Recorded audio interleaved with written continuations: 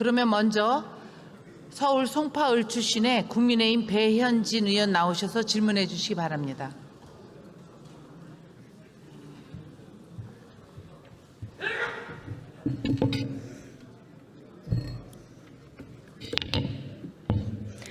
네, 존경하는 선배 동료 의원 여러분, 그리고 존경하는 우리 김영주 부의장님, 서울 송파을 국회의원 배현진입니다. 오늘 저는 현재 서울중앙지검에서 대선 개입 여론조작 사건 특별수사팀이 진행 중인 지난해 대선을 앞두고 벌어진 우리 윤석열 대통령을 향해 이루어진 허위보도 전반에 관한 수사 내용과 이와 관련한 방송통신위원회 입장을 오늘 질의를 통해서 확인하려고 합니다. 화천대유의 대주주 김만배 그리고 민주노총 언론노조 전 위원장 신학님으로부터 비롯된 가짜뉴스 인터뷰 주작 사건이 현재 국민들에게 많은 충격을 주고 있습니다. 여론조작을 통해서 무려 대통령 선거 결과를 바꾸려 했다. 이런 짙은 의혹을 가지고 수사가 진행되고 있는 이 중대한 사안인데요. 먼저 이동관 방송통신위원장을 이 자리에 불러서 질의하도록 하겠습니다.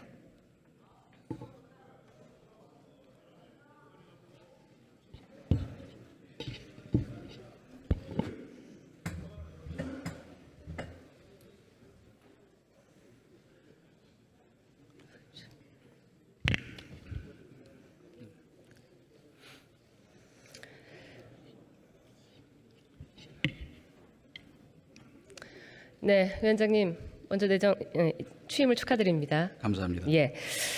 자, 오늘 제가 먼저 앞서 설명드린 이 관련 가짜뉴스 여론조작 관련 이 수사가 굉장히 뜨거운 국민적 관심을 받고 있고 여기에 대해서 사정당국의 어떤 지금 수사가 진행되고 있지만 한편으로는 여기에 함께 가담했다라는 짙은 의혹을 받고 있는 언론들에 대한 책임도 국민들께서 궁금해하고 있으십니다.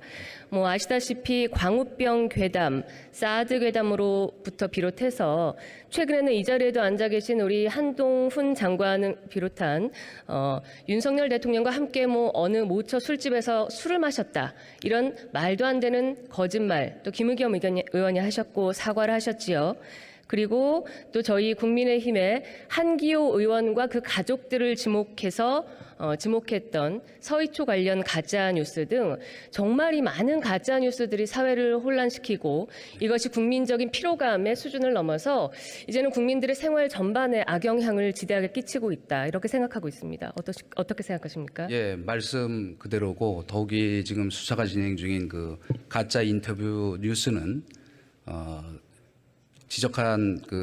지적하신 대로 국기문란 사건이라고 규정을 하는 이유는 이것이 대선 판도에 그리고 당선자를 바꿀 수도 있었을 만큼의 엄청난 충격을 줬기 때문에 그냥 저희가 일상적이고 통상적인 가짜 뉴스와는 그 수준과 그 차원이 다르다 이렇게 생각하고 있습니다. 네, 지금도 말씀하셨지만 이전에도 우리 방송통신위원장께서 이 김만배 신학님발 그 언론 공작 사건이 국기를 문란하는 아주 중대한 사건이다라고 규정을 하셨어요. 네. 이 국기라고 하면 나라의 근본이라는 뜻인데요. 네. 구체적으로 어떤 부분을 문란시켰다라는 건지 좀 설명이 가능하시겠습니까? 우선 현실적으로 그 당시 3일 전에 이 보도가 이루어졌던 것은 네. 아시는 대로 그 여론조사 공표 금지 기간입니다. 흔히 저희가 얘기하는 깜깜이 선거가 이루어지는 때인데 맞습니다. 실제로 그 당시에 그 뉴스가 배포됐을 때 뭐 수치를 밝힐 수는 없지만 제가 알고 있는 범위 안에서는 그 캠프 내부에서 이거 잘못하면 선거에 질 줄 모른다는 위기의식이 느껴질 만큼 출렁하고 지지율이 떨어졌었습니다. 그러나 그거를 다시 회복할 수 있는 수단이 없었는데 문제는 이제 이런 일들이 선거 때마다 거의 반복되었다. 네. 그리고 뭐 아주 역지사지를 해본다고 생각하면은 만약에 그 지금 그 야당 입장에서 그런 일이 벌어졌다면 그 뒤에 어떤 상황이 전개됐을까? 심지어 만약에 그 대선판을 바꿀 수 있는 그런 가짜 뉴스 때문에 선거가 만약에 그 뒤집혔다면 선거 불복 운동이 전국적으로 번졌을 수도 있겠다. 그런 걱정이 들 정도로 사실은 엄청난 충격을 줬기 때문에 그것을 바로 국기문란이다. 이렇게 말씀드린 겁니다. 네. 네, 설명을 다시 한번 더 저도 보태보자면 이 자리에 계신 우리 이동관 방통위원장께서도 기자 생활을 오랫동안 하지 않으셨습니까? 이 자유민주주의 꽃으로 불리는 선거에 그 많은 언론사들이 임할 때는 정파적인 이익에 오염되지 않으려고 굉장히 주의를 기울입니다. 이 자리에도 언론사 출신의 많은 의원들이 함께 있으신데요.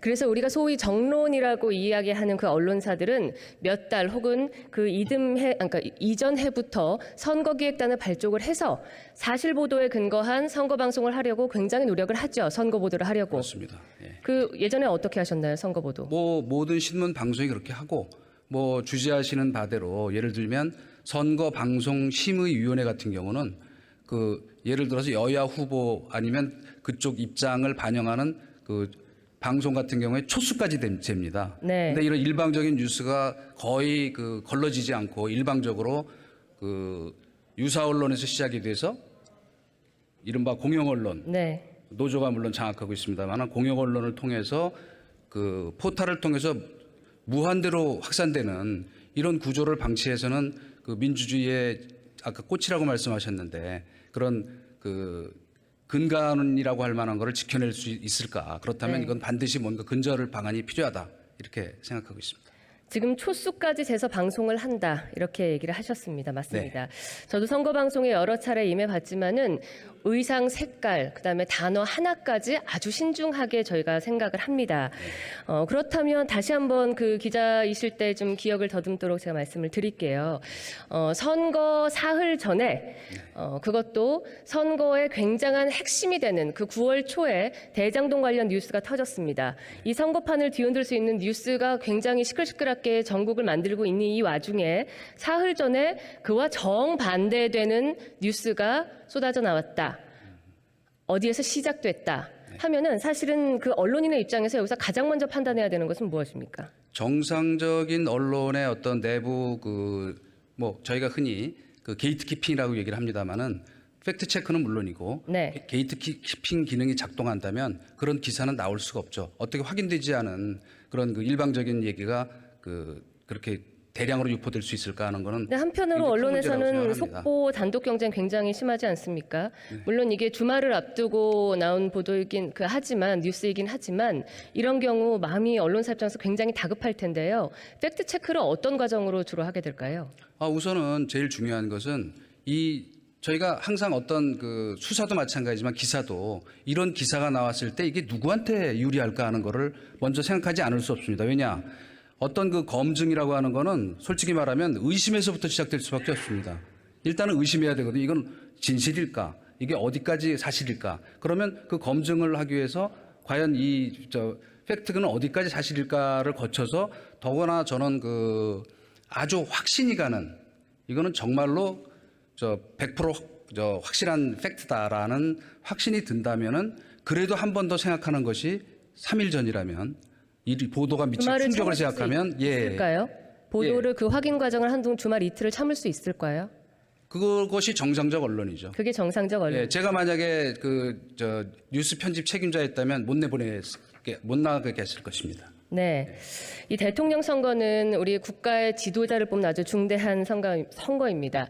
이렇게 중요한 일에 단 사흘 전에 그 중대한 영향을 모두가 알 텐데 신중을 기해도 모자랄 판에 인터넷 매체입니다. 뉴스타파라는 그 신뢰성이 담보되지 않은 매체에서 쏟아져 나온 뉴스를 현재 민주당의 당대표이신 우리 이재명 당시 후보가 30여 분 만에 불과 그 자신의 SNS에 게재를 했고 이것을 무비판적으로 그대로 쏟아내서 보도한 거의 추격 보도하듯이 했습니다. 이러한 언론의 모습은 방통위원장으로서 어떻게 평가하시겠습니까?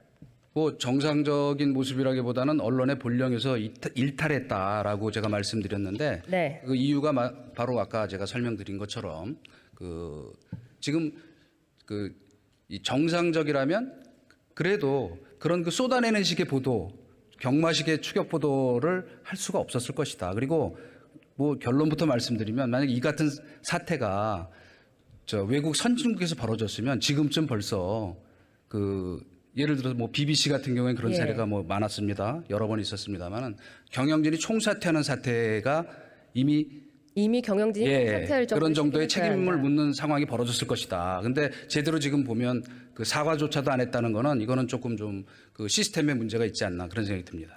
네, 이 모든 일에는 이제 목적이 있다고들 생각을 하실 겁니다. 그래서 지금 검찰을 비롯해서 저희 국민의힘 그리고 대통령실이 의심하고 있는 대로 언론 공작, 그러니까 언론을 통한 공작으로 대선의 결과를 바꾸려 했다. 이게 만약에 사실로 밝혀지면 언론들도 책임을 면할 수는 없을 것 같습니다. 그렇게 생각하시죠? 아, 물론이죠. 그리고 만약에 뭐 지금 거론되고 있는 것처럼 그 지금 거대한 뭔가 선거 조작 카르텔이 작동했다 이런 의심이 지금 확산되고 있고 뭐 수사를 하고 있으니까 그 결과를 봐야겠습니다만 만약에 그 언론 조작으로 이익을 얻으려는 정치 세력이 있었고 그것에 사주가 있었고 또 그거를 실행하는 이런 단계적 그 메커니즘이 그 입증이 된다면 저는 그 모두 다 그 처벌을 받아야 한다. 그거는 재발 방지를 위해서 그리고 그거는 여야의 문제가 아니고 네.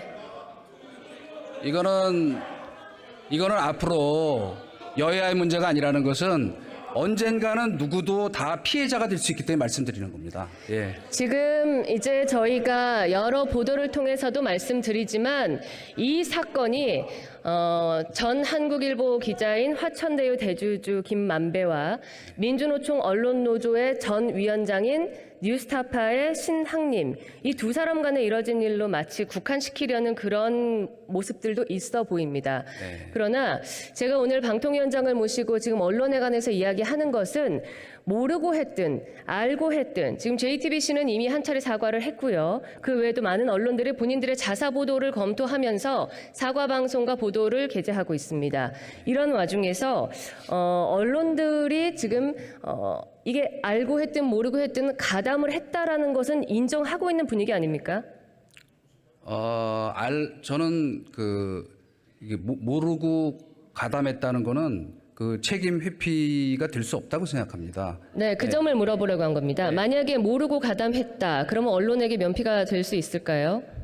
아니 예를 들면 아주 단순하게 그 설명을 드려서 그 손에 흉기를 들고 있다가 그냥 장난으로 찔렀는데 사람이 죽을 뻔했다 그러면 그 면피가 되나요? 네, 오보라고 면책이 주장하시는 되나요? 분들이 있어요. 예. 자, 방통위원장님, 예. 오보와 공작을 기도하는 우리 가짜뉴스, 지금 이 시점에 이 사건을 두고 볼 때 저희가 어떻게 구별해야 할까요? 지금이라면 적어도 빠른 시간 내에 진상 규명을 자체적으로 해서 네. 필요한 책임지는 그 자세를 보이는 게 그 정상적 언론의 모습이라고 생각하고요. 그런 의미에서 보면은 아직 제대로 진상 규명은 자체 내부적인 그 팩트 체크는 고사하고 이 사과도 하지 않고 있는 제대로 그런 언론은 그건 언론의 제 모습이 아니라고 생각합니다. 일그러진 한국 언론의 모습이라고 생각합니다. 저도 한때 언론인이었지만 이러한 사건이 불거져서 국민적 실망감을 불러온다면 언론의 자존감을 지키기 위해서라도 스스로들 빨리 그 사실을 확인하고 말씀하신 대로 사과를 하거나 재발 방지의 약속을 다해야 한다고 생각합니다. 과거 김대엽 병풍 공작 그리고 드루킹 댓글 공작 그리고 이른바 이번에 김만배 신앙님발 여론 공작 사건까지 저희가 이게 처음 보는 모습이 아니라 대선 때만 되면 아주 못된 습관처럼 선거 공작이 반복돼 왔습니다. 자, 김대엽 공작 뒤에 노무현 정권이 탄생을 했고요. 그리고 드루킹 공작 뒤에는 문재인 정권이 탄생을 했습니다. 결과적으로 여기에 가담했던 분들은 나중에 사법적으로 그 죄를 모두 확인받고 이 자리에도 계시지만 형사처벌을 받기도 했습니다. 그러나 한편에서는 이러한 사법처벌조차 너무 솜방망이다라는 이야기들이 나오면서 다시는 이런 선거 공작, 선거 방해 기도가 발붙이지 못하게 해야 되기 때문에 일벌백계 해야 한다. 아주 중죄로 다스려야 한다라는 주장이 나오는데요. 언론 또한 이런 고민의 시점에 스스로 좀 나서야 하는 거 아닌가 싶습니다. 언론이 그 정치 공작의 통로로 악용되고 특별히 여기에 적극적으로 가담한 목적성이 합리적으로 뚜렷하게 의심되는 그런 행태를 근절하는 어떤 조치가 필요하다고 생각하십니까? 예, 그래서 지난번에 그 원 스트라이크 아웃이라는 말씀을 드렸던 것은 그 상징적인 의미도 있지만은 이를테면 김만배 씨가 얘기했다는 그 말에 중요한 전 답이 있다고 생각하는데 대선 이기면 그만이다. 이런 식의 말하자면 아니면 말고식으로 폭로하고 그 뒤에 다시 아무 책임도 지지 않는 그런 상황은 있어서는 안 된다. 반드시 이런 상황이 재발되지 않도록 제도적인 이 보안 입법이 됐건 또 지금 현행 제도 속에서 단속하고 규제할 수 있는 방안을 찾던 마련을 해야 된다 이렇게 생각합니다. 예. 네, 그 원 스트라이크 아웃 제도 말씀하셨는데요. 그 전에 이제 김만배 씨가 지금 말씀한 부분, 이게 다 이제 이미 다 언론을 통해 공개되어 있는 내용이죠. 형 광야로 가겠다. 먼 순간 어느 시점이 되면 아니라고 하면 그만이다라는 취지의 말을 했다라는 것은 이미 널리 언론을 통해 알려져 있습니다. 자, 위원장께서 저희가 법에 보장된 언론의 자유, 여기에 대해서 한 번만 설명을 해 주시겠습니까? 예, 언론 자유는 진짜로 소중한 자유민주주의 헌정 질서 속에서 지켜야 할 가치고, 그건 저도 100% 지키기 위한 수호자 역할을 하겠습니다. 그러나 책임을 지지 않는 언론은 책임을 지지 않고 아니면 말고식으로 보도하고 나중에 책임지지 않는 언론은 그거는 사회적 공기가 아니고 흉기입니다. 우리 법에는 언론의 자유도 보장하지만 언론의 책임도 분명히 규정하고 있죠.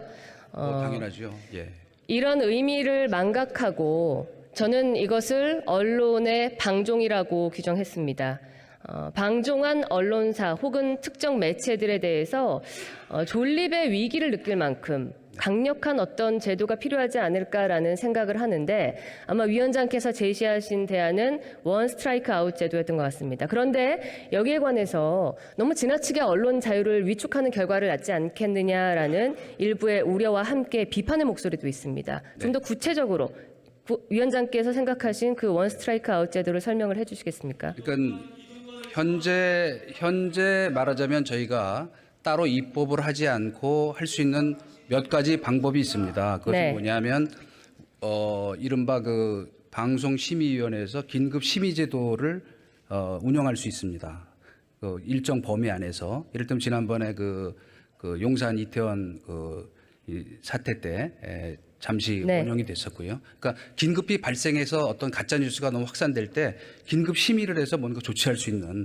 근데 그거는 조금 더 보안입법이 좀 필요하고요. 그다음에 더 중요한 것 중에 하나는 뭐냐면 말씀하신 대로 문제가 생기면 반드시 책임지도록 하는. 네. 근데 지금까지 솔직히 말하면 방송사 재허가 제도라는 것도 문제가 방만경영, 부실경영, 편파보도 수많은 문제가 생겨도 3년의 조건부 재허가 이런 식의 운영을 했는데 그런 것부터 근본적으로 다시 재검토를 해서 정말 공영방송으로서 존립 가치가 없는 아니면 큰 이런 이 국기를 흔드는 이 악의적인 사고를 일으키는 경우라면 뭔가 아까 말씀하신 대로 존폐 자체를 다시 한번 재검토해보는 근원적으로 물론 그러나 아까 전에도 제가 말씀드린 것처럼 일반 민영방송이나 이런 것들은 괜히 불필요한 규제로 옥죄일 필요는 없다고 생각합니다. 그래서 책임져야 할 일은 철저히 책임지게 하고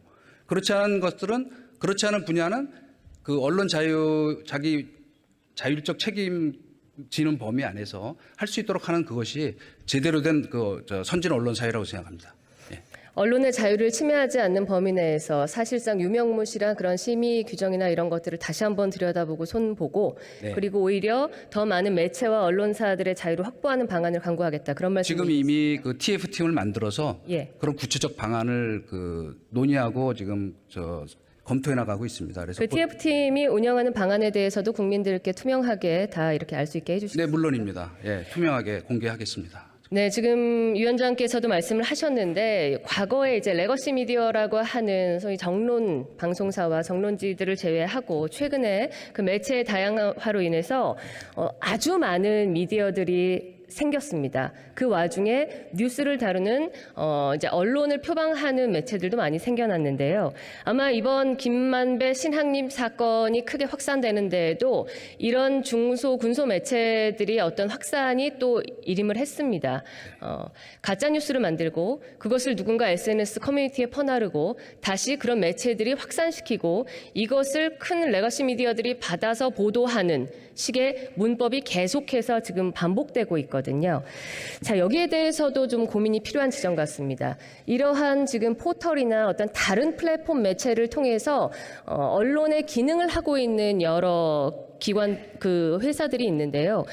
이건 어떻게 우리가 언론사의 자유를 보장하면서 관리할 수 있을까요? 사실은 그 부분은 우리 국회에서 도와주셔야 될 부분이기도 한데 일부 보안 입법이 꼭 필요한 것은 지금 이른바 인터넷 언론, 뭐 예를 들면 유튜브, 그다음에 뭐 레거시 미디어는 당연히 이제 언론중재위원회에서 이제 심의를 합니다만은 그런 심의 규제가 다 이렇게 나뉘어져 있습니다. 흩어져 있고 그러다 보니까 그 애매한 사각지대에서 이른바 유사 언론이라고 하는 곳이 이제 벌이는 일들이 이렇게 크게 확산될 수 있기 때문에 우선 그 부분은 보안 입법을 하더라도 지금 제일 큰 문제 중에 당장 시급한 일 중에 하나가 지금 네이버의 알고리즘 조사를 방통위에서 하고 있습니다만은 이 포탈이 무한대로 이런 가짜 뉴스를 퍼나르는 수단으로 작동하고 있으면서 전혀 지금 책임은 안 지고 있습니다. 그러나 선진국 어디도 그런 일은 없습니다. 그렇기 때문에 우선은 그 부분부터 먼저 좀 규율하기 위한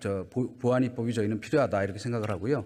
그래서 제가 아까도 말씀드린 것처럼 견해는 다를 수 있습니다만 중요한 거는 이 같은 가짜 뉴스의 횡행이 누구도 다 피해자가 될 수 있다 하는 점에서 저희가 지혜를 모아야지 서로 이거를 정쟁의 어떤 적으로 삼아서 비난전을 펼칠 때는 아니다. 외람되지만 그렇게 생각하고 있습니다. 네, 위원장 말씀에 깊이 동의합니다.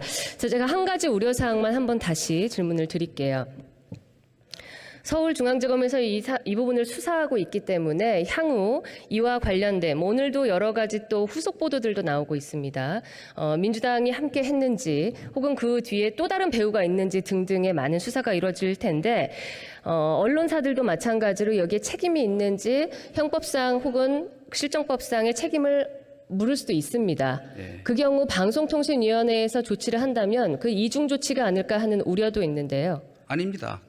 지금 방통위원회에서 할 수 있는 조치라고 하는 것은 형사처벌과는 관계없는 그러나 그런 중대한 어떤 문제가 있다면 아까 말씀 올린 것처럼 이 재허가를 취소한다든지 또 다른 과징금을 울린다든지 하는 그런 부분은 있습니다만은 그것이 전혀 중첩되거나 하는 일은 없고 더더욱이 아까 말씀드린 대로 언론 자유를 위축시키기 위한 규제를 하는 일은 절대로 없을 것이다. 다만 이렇게 무책임한 가짜 뉴스가 횡행하는 이 말하자면 정치 사회적인 풍토를 놔두고 건강한 민주주의 발전이 가능하겠는가. 그래서 이것은 처음부터 국기를 흔드는 일이라고 말씀드린 이유입니다. 그리고 선진국에서 그러면 왜 이런 일이 드물겠습니까? 그거는 바로 원 스트라이크 아웃의 문제가 아니고 한 번 이런 일이 벌어지면 그 개인이든 회사든 영원히 사회에서 퇴출돼야 되고 수백억 수천억의 저거를 추징을 당해야 되기 때문에 매우 신중할 수밖에 없는 그렇기 때문에 규제와 육성은 같이 가야 한다 이렇게 생각하고 있습니다. 네, 지금까지 우리 방송 언론에 대한 육성은 충분했다고 생각하십니까? 물론 이제 저희가 글로벌 미디어 강국으로 가기 위한 여러 가지 콘텐츠 지원이라든가 이런 부분에서 특히 외국 OTT 진출 이런 거에 대한 대비나 이런 것에서는 부족한 점이 많지요. 그러나 사실 언론이라고 하는 것은 누구의 지원 육성을 받는 곳이 아닙니다. 스스로 자기 규제와 언론의 말하자면 본령을 지키는 그 힘을 가지고 맞습니다. 구독자 아니면 시청자에게 네. 어필해서 크는 곳 아닌가요? 저희가 이제 언론을 와치독이라고 하죠. 그래서 이제 감시 견제 기능을 해야 한다고 생각하는데 그러다 보면은 많은 이제 이 책임이 따르는 그런 보도도 생산되기는 합니다. 그래서 어떤 외부의 힘으로 언론을 규제하는 것에 대단히 신중하게 접근을 하는데요. 지금까지 대한민국 사회에 이렇게 특히 선거에 개입했다는 의혹까지 받는 언론의 행태에 대해서는 규제가 필요하다고 느끼십니까? 규제가 아니고 처벌이 필요하다고 생각합니다. 처벌이 필요하다고 네. 생각하십니까? 네, 말씀 잘 들었습니다. 들어가십시오. 예.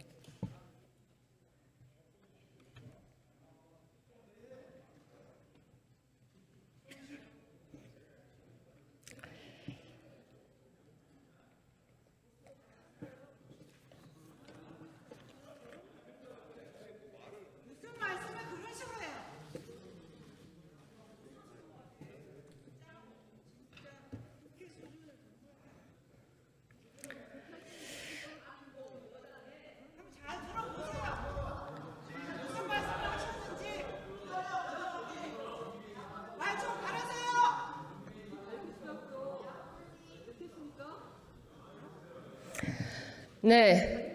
이번 화천대유 대주주 김만배 그리고 민주노총 전 언론노조 위원장 신학님이 벌인 이번 사건은 국민이 코웃음을 치는 수준을 떠나서 언론을 통해 공작하는 이 사안이 전체 대한민국의 운명을 좌우할 수 있겠다라는 굉장한 위기감을 느끼게 한 장면이었습니다.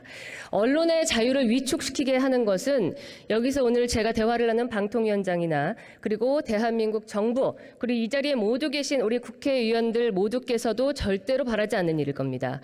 그래서 우리는 항상 언론이 외부의 힘이 아니라 스스로 자정해야 한다고 요청해왔고 그것을 바라고 있습니다.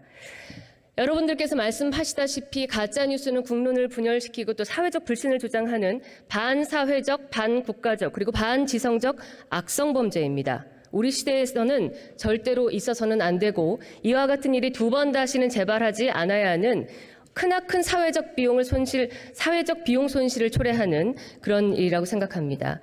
그래서 본 의원은 이번 사건을 여기 계신 모든 위원들께서도 함께 중대하게 생각해 주시고 앞으로 사회 중대 범죄로 이것을 인식하고 우리가 절대 대한민국 사회에 박지 못하도록 함께 손을 잡아야 한다라는 제안을 드리고 싶습니다. 그리고 언론의 자유를 빙자해서 자유민주주의와 헌정 질서를 파괴에 유린하고 특정의 정치적 목적에 부합하기 위해서 맹종하는 일부 언론을 빙자한 공작 세력을 뿌리 뽑아야 합니다. 그래야만 열심히 취재하고 열심히 노력하는 깨끗한 정론의 힘도 살아나는 것이라 생각합니다. 언론사에 계신 많은 종사자들과 언론인 여러분들께도 다시 한번 요청과 당부의 말씀을 드립니다. 제가 지금 드린 말씀이 언론의 진정한 자유를 찾아내는 길이고 언론의 자존심을 지키는 일이 될 것입니다. 감사합니다.